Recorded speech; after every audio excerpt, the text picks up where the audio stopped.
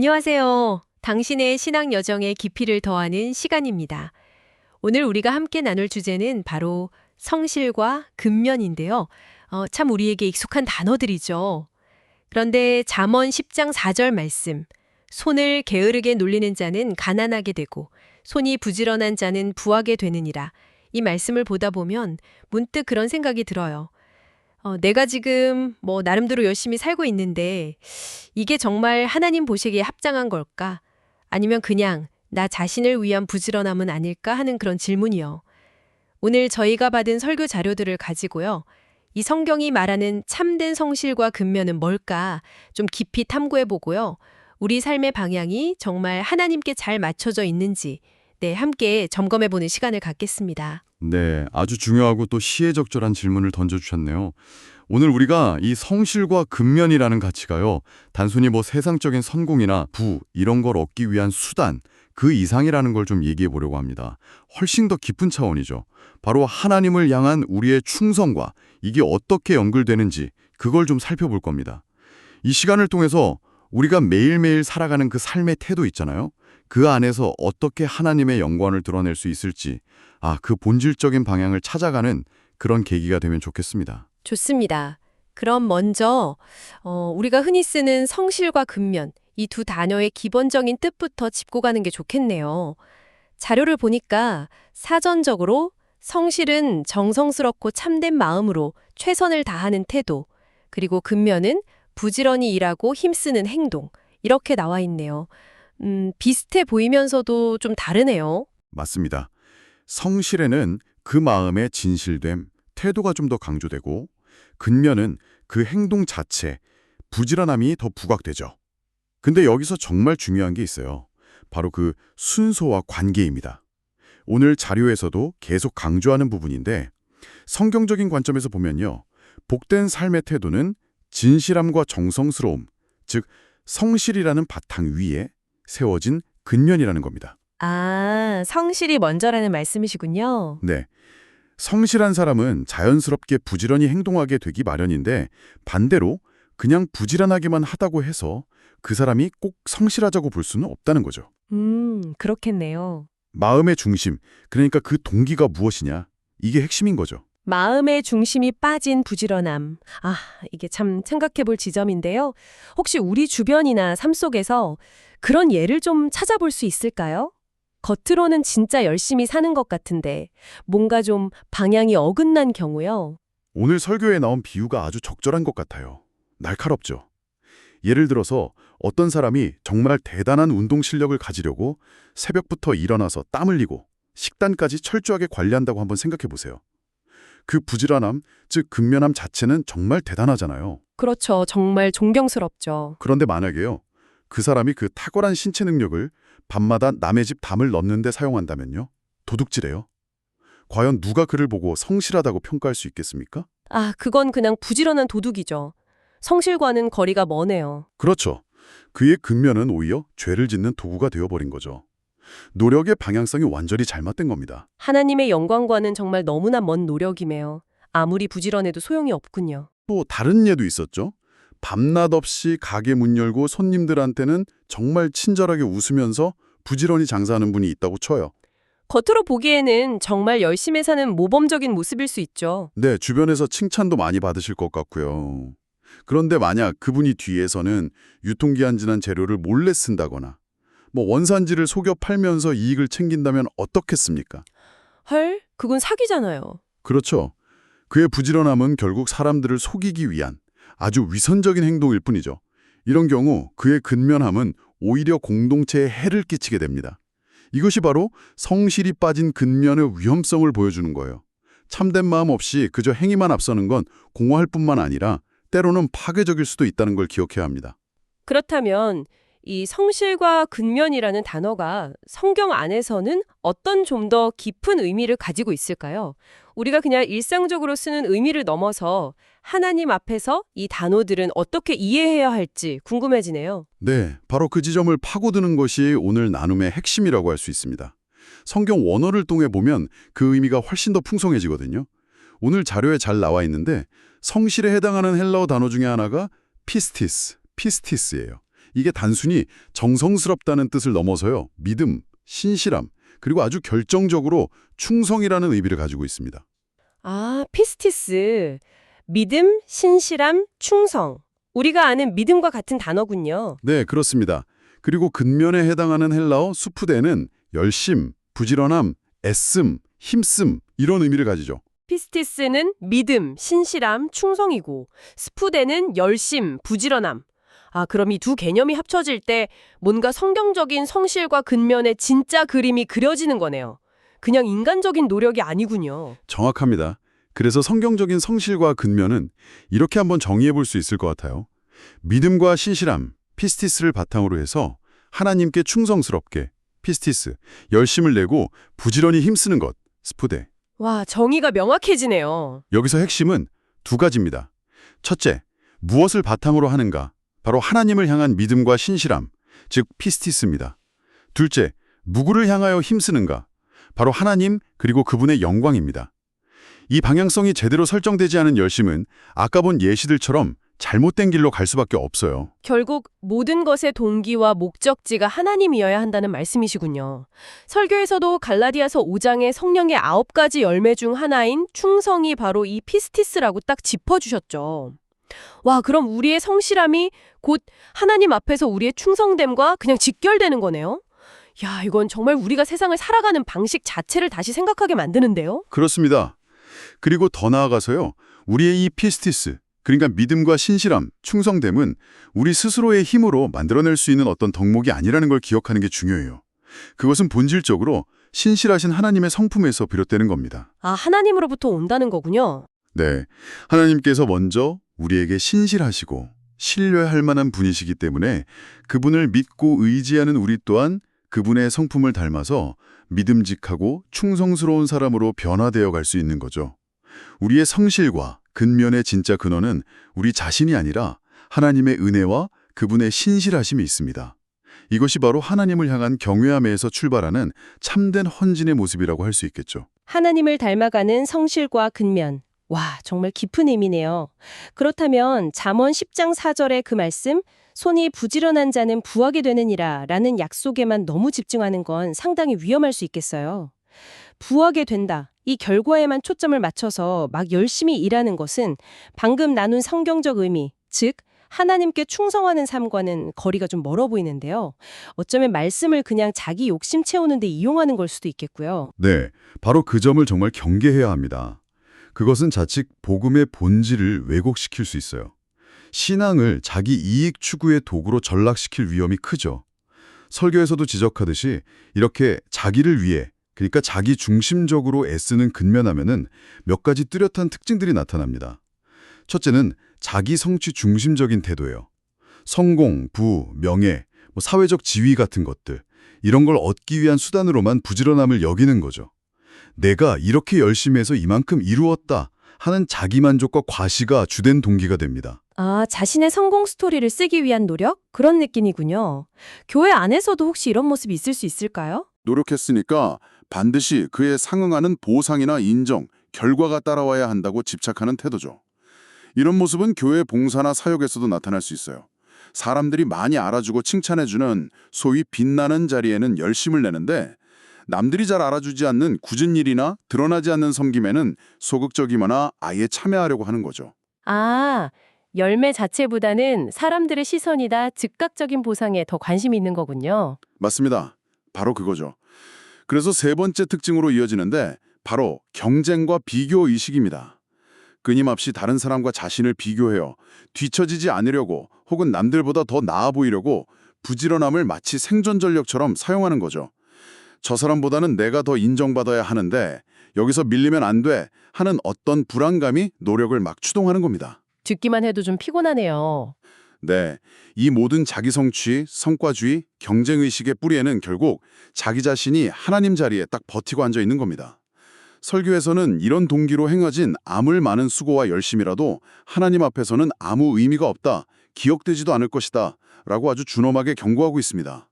이건 정말 우리에게 큰 영적 각성을 촉구하는 메시지죠. 자기 성취, 성과주의, 경쟁, 듣기만 해도 마음이 좀 무거워지는데요. 우리 안에도 그런 모습들이 알게 모르게 있을 수 있으니까요. 그렇다면 하나님께서 정말 기뻐하시는 성실과 근면, 즉 충성은 구체적으로 어떤 모습으로 나타날까요? 어떻게 달라야 할까요? 가장 근본적인 차이는 역시 그 중심과 방향성입니다.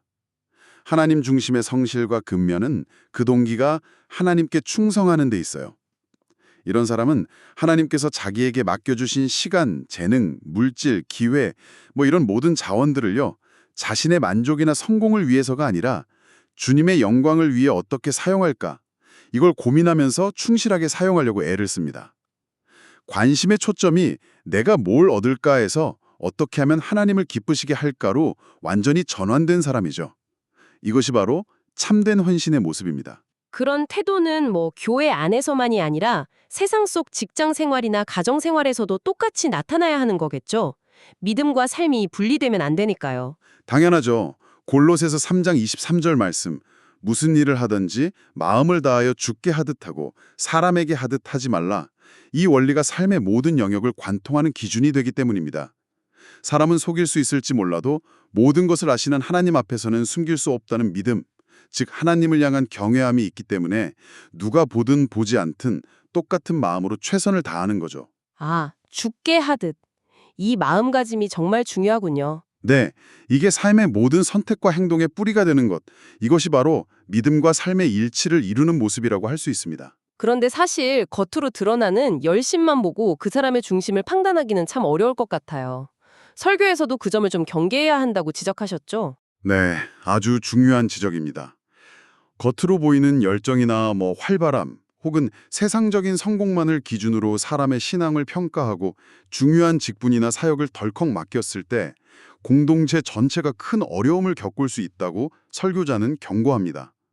왜냐하면 자기 중심적인 동기로 가득 찬 사람은 교회 안에서도 여전히 자신의 유익과 인정을 구하면서 활동하기 때문에 결국에는 갈등과 분열을 일으킬 수 있거든요. 정말 조심해야 할 부분이네요. 그래서 우리에게는 사람의 외모나 능력이 아니라 그 중심에 하나님을 향한 진실한 충성심, 그 피스티스가 있는지를 분별할 수 있는 영적인 지혜가 정말 필요합니다. 성령의 인도하심을 구하면서 신중하게 판단해야 할 영역이죠. 그렇군요. 그럼 하나님 중심의 성실과 근면, 즉 충성스러운 삶을 살아갈 때 하나님께서는 구체적으로 어떤 열매들을 맺게 하시는 걸까요? 잠언에 부하게 되느니라는 약속이 단순히 물질적인 풍요만 의미하는 건 아닐 텐데요. 맞습니다. 물론 물질적인 복도 포함될 수 있지만 그게 전부는 결코 아니죠. 하나님께 충성하는 삶에 주어지는 가장 첫 번째 열매는 바로 지혜입니다. 세상적인 잔꾀 같은 지혜가 아니라 하나님의 뜻을 분별하고 그 뜻대로 살아갈 수 있는 하늘로부터 오는 지혜죠. 어떻게 사는 것이 하나님을 기쁘시게 하는 길인지 깨닫게 되는 거예요.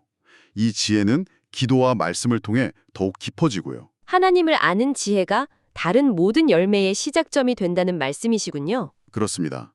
이 지혜는 자연스럽게 삶의 다양한 영역에서 풍성한 열매로 이어집니다. 설교에서 인용된 성경 구절들을 좀 보면요.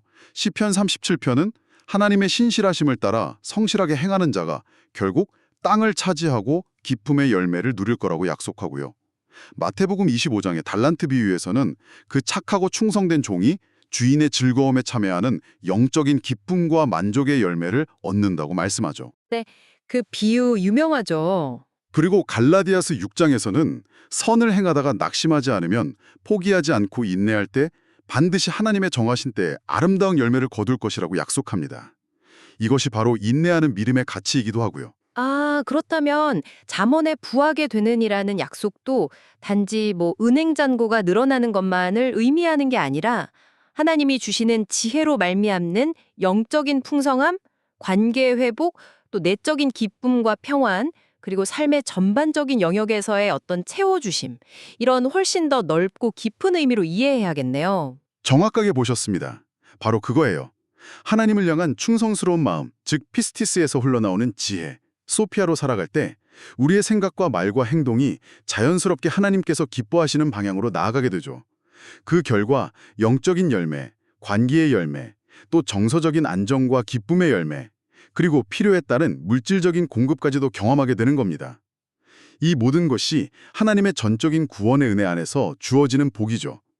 단순히 내 노력으로 부자가 되는 것과는 차원이 다른 하나님과의 관계 안에서 누리는 진짜 풍요입니다. 지혜와 삶의 다양한 열매들, 그리고 하나님 중심의 성실과 근면이 가져오는 또 다른 중요한 결과가 있다면 뭘까요?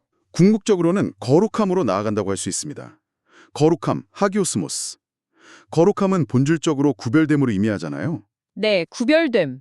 우리가 세상 속에 발을 딛고 살아가지만 세상의 가치관이나 성공 방식, 죄악된 문화에 그냥 동화되지 않고 하나님의 말씀을 따라서 우리의 마음과 생각, 삶의 방식 전체가 세상과 구별된 모습으로 살아가는 것. 이게 거룩함이죠. 아, 하나님께 충성스럽게 살아가는 삶 자체가 우리를 자연스럽게 세상과 구별된 거룩한 삶으로 이끌어간다는 말씀이시군요. 그렇습니다. 하나님을 향한 온전한 믿음, 피스티스 안에서 성실하고 부지런하게, 즉 충성스럽게 피스티스 살아가는 사람은 그 삶 자체가 메시지가 됩니다. 마음의 동기가 구별되고 생각하는 기준이 구별되고 시간을 사용하는 방식, 재물을 사용하는 방식, 사람들을 대하는 방식, 일하는 방식 등등 삶의 모든 영역에서 하나님의 자녀다운 선택을 하게 되는 거죠. 이것이 바로 세상 속에서 빛과 소금의 역할을 감당하는 제자의 삶이고 또 복음 진리를 삶으로 증거하는 모습입니다. 이 거룩한 삶이야말로 하나님께 영광을 돌리는 충성된 삶의 가장 아름다운 귀결점이라고 할 수 있겠습니다. 와, 오늘 정말 많은 것을 배우네요. 그럼 오늘 나눈 내용들을 우리 실제 삶에 어떻게 적용할 수 있을지 구체적인 권면들을 좀 정리해보면 좋겠습니다. 듣는 분들이 각자의 삶의 자리에서 이 말씀들을 딱 붙잡고 살아갈 수 있도록 돕는 것이 중요하니까요. 설교 마지막 부분에서 제시된 내용들을 바탕으로 먼저 우리가 좀 경계하고 피해야 할 태도들부터 다시 한번 짚어볼까요? 네, 설교자께서 몇 가지를 명확하게 제시해 주셨습니다. 첫째, 하나님께서 우리 각자에게 맡겨주신 역할과 책임이 무엇이든 거기에 대해서 게으르지 말아야 합니다. 시간, 재능, 기회 등 청지기로서 맡은 것에 최선을 다해야죠. 둘째, 그러나 그 열심의 동기나 뿌리가 자기 자신이 되어서는 안 됩니다. 나의 성공, 나의 인정, 나의 만족을 위한 열심이 아니라 오직 하나님의 영광을 위한 열심이어야 합니다. 셋째, 눈에 보이는 즉각적인 성과나 사람들의 칭찬 같은 보상에 마음을 빼앗기지 말아야 하고요. 때로는 우리의 충성스러운 수고가 바로바로 열매로 나타나지 않을 수도 있거든요. 그럴 때 참 힘들죠. 그렇죠. 그럴 때일수록 우리의 시선은 결과가 아니라 하나님께 딱 고정되어야 합니다. 이게 바로 인내의 믿음이죠. 넷째, 끊임없이 다른 사람과 비교하면서 경쟁하거나 남들보다 우위에 서려는 그런 교만한 마음으로 노력하지 말아야 합니다. 네, 게으름, 자기중심, 성과주의, 비교의식. 이 네 가지를 경계해야겠군요. 그렇다면 반대로 우리가 적극적으로 힘쓰고 추구해야 할 방향은 뭘까요? 우리의 성실과 근면이 하나님 보시기에 참된 충성이 되기 위해서 말입니다. 이 역시 설교에서 명확하게 제시되었습니다. 첫째, 하나님께서 우리에게 신실하신 것처럼 우리도 맡겨진 일이나 관계에서 일관성 있는 성실함을 보여야 합니다. 기분이나 상황에 따라 변하는 게 아니라 꾸준함과 책임감 있는 태도가 필요하죠. 둘째, 사람의 시선이나 평가가 아니라 오직 하나님만을 바라보며 행해야 합니다. 궁극적인 평가는 하나님께 있다는 믿음으로 죽게 하듯 행하는 겁니다. 셋째, 내가 세상과 구별된 하나님의 자녀, 즉 거룩한 백성이라는 정체성을 잊지 말아야 합니다. 이 정체성이 우리의 모든 선택과 행동의 기준이 되어야 하죠. 네 번째는 그냥 묵묵히 행하는 것을 넘어서서 소망을 품는 것이군요. 맞습니다. 하나님께서는 성실과 근면으로 충성하는 자에게 반드시 영적인 풍요, 관계의 회복, 내적인 기쁨, 그리고 삶의 필요를 채우시는 다양한 열매를 약속하셨음을 믿고 소망해야 합니다. 이것이 우리가 지치지 않고 계속 나아갈 수 있는 힘이 됩니다. 다섯째, 이것은 교회 안의 일이든 세상 속 직업이든 구분 없이 적용됩니다. 모든 영역에서 게으름이 아닌 부지런함으로 감당해야 합니다. 믿음과 삶은 분리될 수 없기 때문이죠. 여섯째, 마지막으로 이 모든 것은 결국 하나님께서 나에게 맡겨주신 사명, 즉 사명감으로 이어져야 합니다. 내가 하는 모든 일과 맺는 모든 관계가 하나님 나라를 위한 소중한 기여가 될 수 있다는 책임감을 가지고 임하는 것. 이것이 바로 하나님 앞에서 드려지는 참된 성실과 근면, 곧 충성의 삶입니다. 오늘 우리는 성실과 근면이라는 익숙한 단어를 성경적인 렌즈, 특히 피스티스라는 믿음과 신실함, 그리고 충성이라는 관점에서 아주 깊이 살펴보았습니다. 우리의 모든 노력이 단순히 세상적인 성공이나 자기 만족을 위한 것이 아니라 오직 하나님의 영광을 목표로 할 때 그것이 진짜 의미를 갖게 된다는 것을 확인했네요. 설교의 마지막 말씀처럼 하나님께서는 충성스러운 자의 길을 반드시 지키시고 인도하십니다. 네. 잠시 당신의 삶을 한번 돌아보시겠어요? 당신의 일터에서 혹은 가정에서 아니면 남들이 잘 알아주지 않는 작은 섬김의 자리에서 이 성경적인 성실과 근면, 즉 죽게 하듯 하는 충성의 원리가 지금 어떻게 나타나고 있나요? 혹시 나도 모르게 나를 위한 부지런함에 매몰되어 있지는 않으신지요? 오늘 나는 말씀 앞에서 당신의 마음과 삶을 정직하게 한번 비추어 볼 때 성령께서 당신에게 어떤 깨달음과 도전을 주시는지 한번 귀 기울여 보시면 좋겠습니다. 오늘 이 나눔이 당신의 삶 속에서 피스티스, 즉 흔들리지 않는 믿음과 신실함의 뿌리를 둔 수푸대, 거룩한 열심과 부지런함을 통해 하나님께 영광 돌리는 충성스러운 여정을 더 힘차게 내딛는 그런 계기가 되기를 소망합니다. 당신이 서 있는 모든 자리에서 변함없이 신실하신 하나님 아버지를 닮아서 꾸준하게 그리고 사람의 인정이 아닌 오직 하나님만을 바라보면서 거룩하게 구별된 청지기로서 충성을 다할 때 하나님께서 약속하신 지혜와 풍성한 열매들을 반드시 경험하게 되실 겁니다. 오늘 당신의 신앙 여정에 함께 이렇게 깊이 있는 나눔을 할 수 있어서 감사했습니다. 당신의 매일의 걸음 속에 하나님의 변함없는 은혜와 평강이 늘 함께 하시기를 기도합니다.